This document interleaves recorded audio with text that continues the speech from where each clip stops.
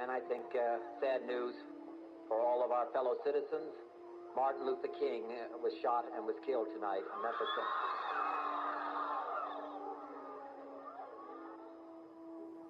I don't really know who the leaders are.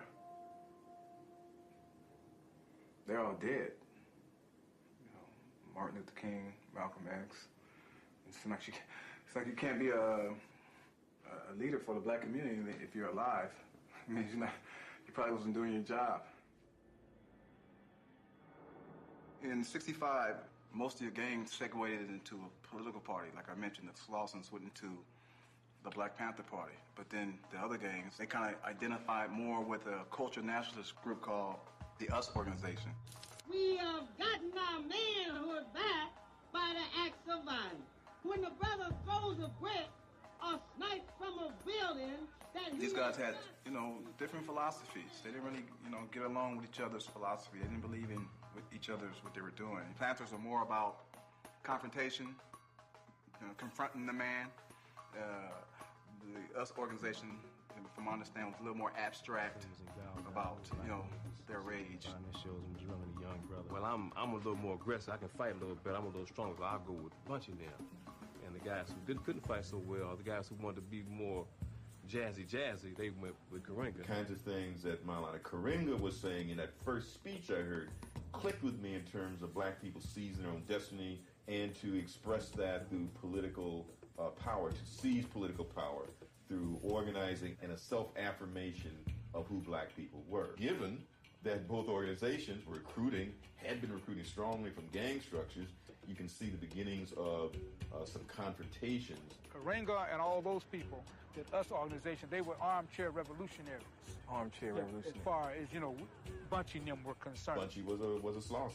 Mm-hmm. And a lot of it, again, is being acted out, or was being acted out at that point, through a politicized environment. So they kind of antagonized each other a little bit. They both were trying to jockey in for position in Los Angeles at that vital time. At what point did the US declare Panthers, or did they ever declare Panthers as like enemies?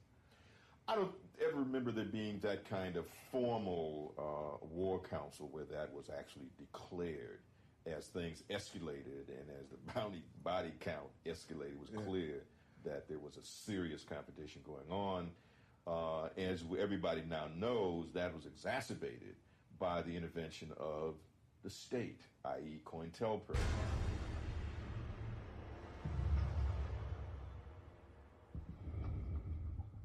Vice President Agnew has called the Panthers a completely irresponsible, anarchistic group of criminals. Hoover decided that, for some reason, the Panthers were the most dangerous organization in the United States, even more dangerous than the Communist Party or the Mafia. And so he ordered them essentially destroyed. Directives issued by FBI headquarters called for, quote, imaginative and hard-hitting counterintelligence measures aimed at crippling the Black Panther Party. The FBI set out to neutralize the Black Panther Party any way they could. They wanted to neutralize Bunchy Carter. He used the term neutralize, but nobody ever defined the term. Neutralizing means a lot of things, including murdering. Neutralizing our entire movement. As one communication went to Washington and said, we bring these two groups together and let nature take its course. It became clear that what they had to do was turn another organization against us, which was the Panthers. Cointelpro was doing its mischief and attempting to pit the two organizations against each other. It got to the points where there was clearly almost a state of war that was existing between the two organizations. We could all feel that there was something going on that was bigger than us. The FBI had created this tension, but you had these two groups that, when they saw each other on the street, it was just a natural confrontation. They were making all kinds of suggestions and writing letters, and they had cartoons made up showing Ron Karenga with his feet up on a desk and things like that, and marking off Bunchy Carter and John Huggins and things to do today. These were cartoons that were created by FBI agents. We didn't really know. Nobody believed that the FBI wanted to be bothered with some little Negroes in L.A. trying to organize themselves and so on and so forth. At the same time, they were sending the same stuff to them. correspondence propaganda between the two, between Bunchy and Karenga, telling one that the other one was doing something that wasn't appropriate. Bunchy Carter and John Huggins were supposed to have been killed down in the Watts area working on some kind of a drug transaction. And, you know, it would just look like a drug deal, not a political assassination. The day before that meeting, Bunchy and I went to the US headquarters and met with Ron Karenga and Jomo. Jomo was in charge of their military. We had an agreement that however the students voted, Bunchy on the left, John on the right. if they voted for cultural nationalism, the Panthers would support that. If they voted for revolutionary nationalism, us would support that. Bunchy realized what was going down. He jumped over a row of chairs. He got shot through the chair. Damn. So the bullet expanded and hit his chest, expanded, and he died instantly. January 17, 1969, Bunchy Carter was killed on the campus of UCLA.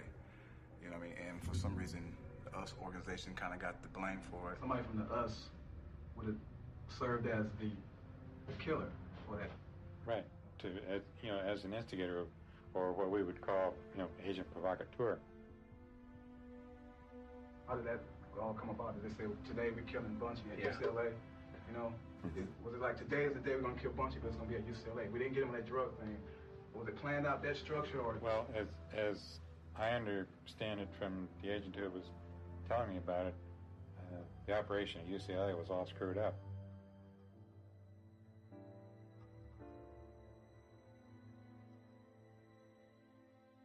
Incident at UCLA was manifested how, did you think? By the FBI, but at the time, we were naive and we thought that it was just another move by the US organization. There's a lot of what I call ghetto folk tales, you know what I mean? Some of it's true, some of it's not. Sometimes our own personal perspective kind of overshadows what really went on. I wanted to clear up what was really going on, before my time, I don't believe that Karenga was working for the FBI. He might have been manipulated by the FBI. I was comfortable in making Karenga the villain. And then I had to talk to Geronimo. He was like, nah. For all of these years, the US organization has been getting a bum rap behind that killing. I'm sure Bunchy, above all, would be turning over in his grave if we were not to straighten this out. Some kind of memorandum was uncovered from the FBI, which declared, though we did not pull the trigger on that day, January 1969,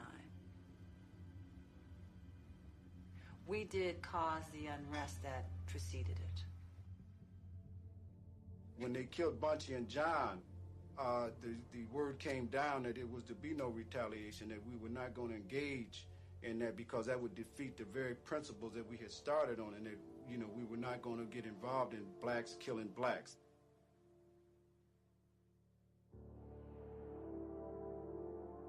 And it was hard not to break his rules, because they took something away, man.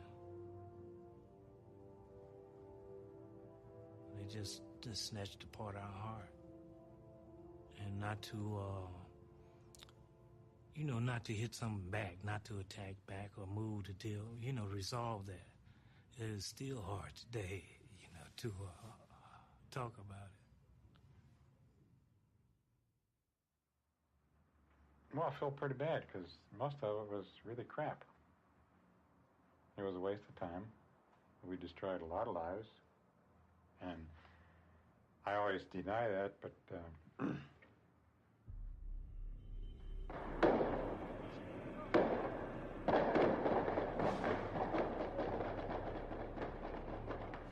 we had gotten word that they were coming